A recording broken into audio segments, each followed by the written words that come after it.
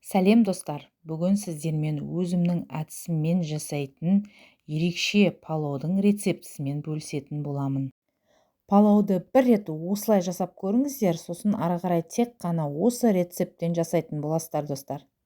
Палауыңыз өте әдемі, шашпа палау болып шығады және иісі деген күшті болып тұрады. Дайын болсақ, бастайық достар.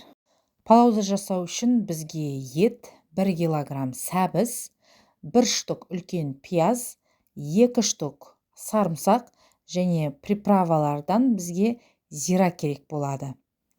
Барлығын жуып тазалап, сәбіз бен пияздың сыртын ашып, сарымсақтың сыртын ашып, бәрін дайындап қоямыз.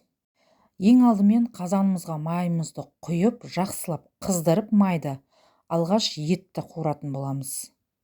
Етіміз пока қуырылғанша біз сәбізімізді майдалап турап аламыз.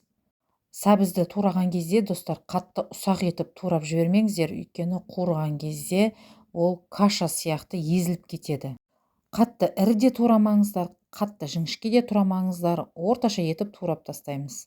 Ары қарай пиязымызды екіге бөліп, оны енді ұсақтап турайтын боламыз пиязды.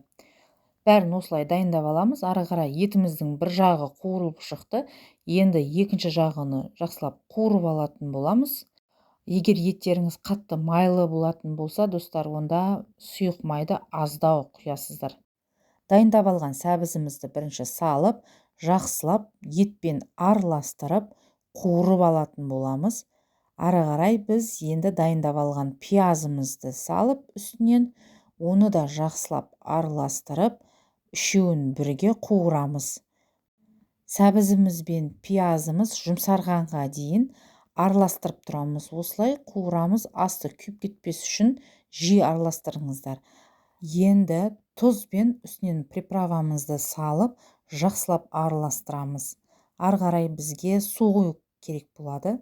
Етіміз батып тұратындай етіп су құйып аламыз. Мен бұл жерде 1 литрдей су құйып алдым. Енді қазанымыздың бетін жауып, суын қайнауын күтетін боламыз. Егер суын көп құйып жіберсеңіздер, қыздар, онда еш нәрсе етпейді. Күріш салудан алдын оны алып тастауға болады. Міне осылай бізде қазанымыз қайнап шықты. Бірінші рет қайнап шыққан кезде бетіндегі көбігін алып тастаймыз. Және жай отқа қойып, осылай қайнататын боламыз. Қазанымыз ет пісіңкірегенге дейін қайнауы керек. Шамамен 40-45 минут кетеді. Қазанымыз қайнағанға дейін біз күрішімізді дайындап аламыз. 1 килограмм күрішімізді өлшеп, оны бір ыдысқа салып аламыз.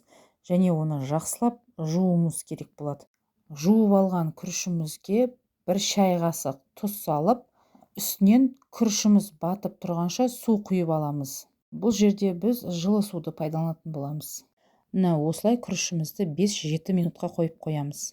Ал бізде 45 минутымыз өтіп, суымыз тартылып, етіміз пісіңкіреп тұр. Күрішімізді жақсылап араластыру үшін піскен етімізді қазанымыздан шығарып аламыз. Жібіткен күрішіміздің бәрін толықтай қазанымызға салып, күріш пен сәбізді жақсылап араластыруымыз керек болады. Бетін тегістеп, осылай қарап шығыңыздар. Қазандағы су күріштің бетін толықтай жауып тұруы керек. Егер суы көп болып тұрса, онда артық суды алып тастауыңызға тура келеді. Әйтпесе палауыңыз онда бос болып қалады. Міне осылай біз палауымызды жай отта су тартылғанға дейін қайнататын боламыз. Арасында бір рет тұзын көріп қойыңыздар, қыздар. Бізде 15 минут уақыт өтті, суымыз тартылды. Енді күрішіміз бен сәбізімізді жақсылап тағы бір рет астын араластырып, бетіндегі күрішті астына түсіруіміз керек болады. Міне осылай етіп жақсылап араластырып аламыз. Ал енді ең маңызды жерге келдік, қыздар. 2 сарымсағымызды майдалап турап алып, палауымыздың бетіне салатын боламыз.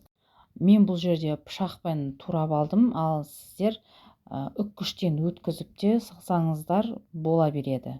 Сарымсағыңыз ірі болатын болса, онда 2 штук сарымсақ жеткілікті болады.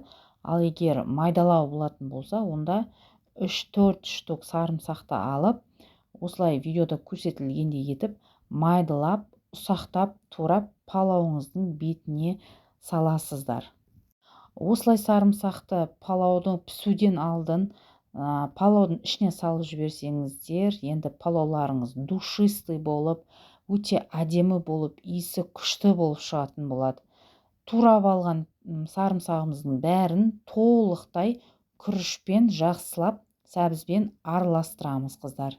Салған сарымсақтарыңыз палаудың бетінде қалып қоймасын, сондықтан толықтай астын үстін толықтай араластырыңыздар.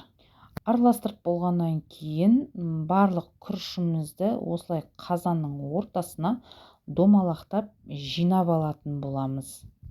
Осылай күрішіміздің бәрін қазанның ортасына жинаймыз және ары қарай біз пышақтың көмегімен немесе қасықтың көмегімен бірнеше тесіктер жасайтын боламыз.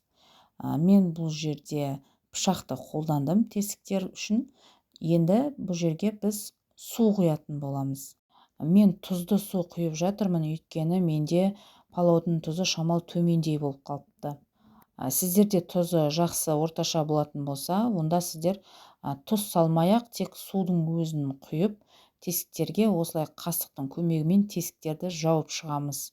Енді бетіне дайын болып қалған етімізді палауымыздың бетіне салып қоямыз, өйткені етіміз әлі толықтай піскен жоқ. Күрішпен бірге етте жақсылап жұмсақ болып пісетін болады. Қазанымыздың бетін жауып 15-20 минутқа қойып қоямыз. Міне бізде уақыт өтті, қыздар, палауымызды ашып жатырмыз. Қазанны ашқаннан уже иісі не деген күшті болып шығып тұр, прям душистый палау болып тұр. Етімізді шығарып алып, күріштің бәрін толықтай бір рет тағы араластырып аламыз. Қараңыздар, қандай күшті болып, шашпа болып шыққан біздің палауымыз. Осы рецептен бір рет жасап көріңіздер, қыздар, өте керемет болып шығатын болады палауларыңыз. Толық рецептісін осы видеоның описание бөлімінде жазып кететін боламын. Қараңыздар, міне бізде палауымыз қандай керемет болып шықты. Егер бүгінгі рецепт сіздерге ұнаған болса, осы видеоға лайк басып, комментарий жазып, каналымызға жазылып кетіңіздер. Достар, біздің каналымызға өтіп, басқа да видеоларымызды қарап шығып, сол рецепт бойынша жасап көріңіздер өздеріңізде және нәтижесімен бізге комментарий бөлімінде бөлісіп отырыңыздар.